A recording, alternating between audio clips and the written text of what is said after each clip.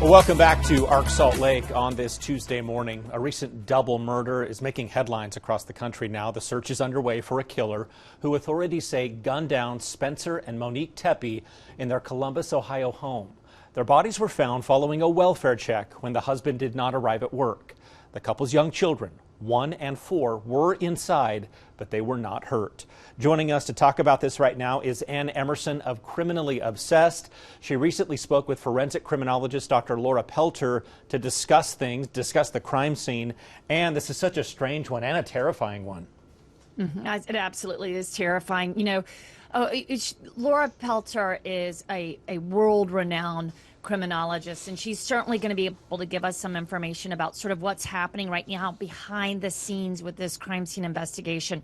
Because, you know, one of the things is that there are dozens of surveillance cameras that were positioned all over this neighborhood, including all of the surveillance from home security systems. So, you know, this happened on December 30th. So there's a real concern that they have not been able to nail down a suspect yet. However, they did release last night, police released pretty late last night, surveillance video of a person of interest walking down the street. And it's going to be really interesting to see who they start going towards, because this feels like a targeted attack. This does not feel random. Remember, there was no forced entry and the murder weapon was not left at the scene. So they've been able to basically rule out any murder-suicide situation, but there was no forced entry, which is really concerning. And I'm sure you've heard about the children in the house.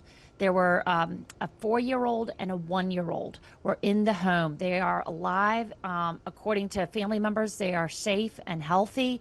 And but they were crying, and that was one of the ways, you know, that neighbors knew there was a problem in that house.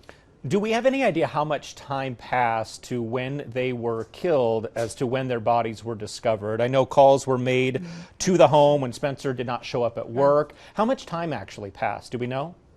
What they're doing right now, they had a wide swath of time, and right now they've got like a huge block of Columbus, Ohio, cordoned off of what they're asking for, like surveillance video. But what I'm understanding is they've narrowed this timeline of when they think the actual murders happened, which was between 2 and 5 a.m. And the reason we know that is because the police have asked for specifically anyone that may have been in that area or have any video of that time period to please come forward. They even have put up a QR code in order to encourage people to release it.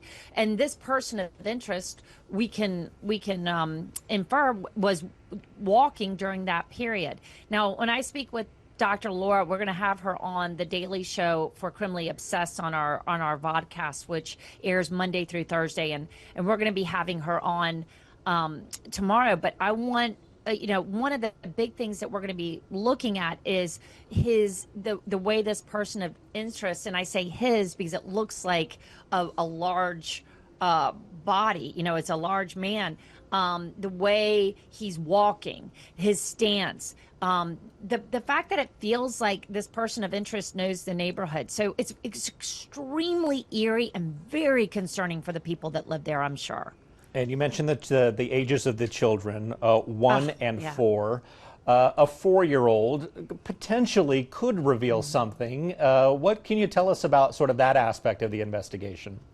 I mean, this is, you know, and I've talked to a bunch of reporters on the ground there. Lots of people have told me that the Columbus police are notoriously close-lipped, but in this case, they've been just completely hush-hush about this whole investigation. So we have not heard if that 4-year-old has come forward and or, you know, that they've been able to kind of get any memories or any sketches. You know, we've seen it in a lot of past cases where young children can actually remember things, but we don't know. The thing about the 2 to the 5 a.m. period is, you know, and the way that these this double homicide happened, it was with the gun. They think I think there were 9mm shell casings found at the scene, and the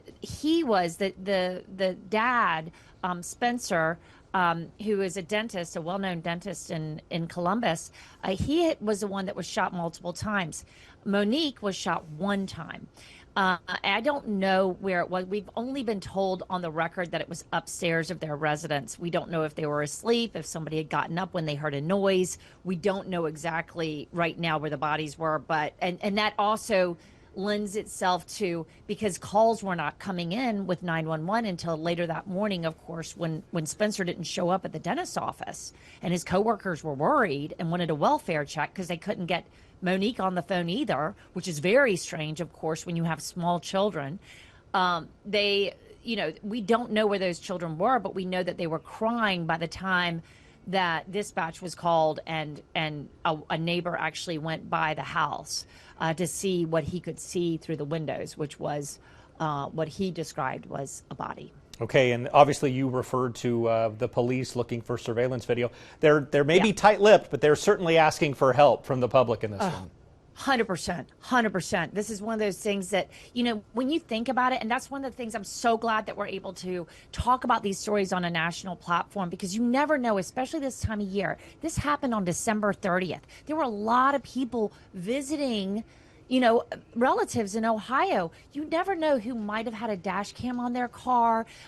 Uber drivers, was somebody coming in late from a party or something? Could an Uber driver or any kind of, a Lyft or someone been driving by and seen something? All those people need to come forward right now, because it's extremely eerie that they believe that it could have possibly been a targeted attack, yet they don't know who it is. Okay. So why would somebody be targeting this beautiful couple? That's really what they've got to figure out. What is the why here? All right, a lot to learn on this one. Ann Emerson with Criminally Obsessed. Thank you so much for talking with us this morning.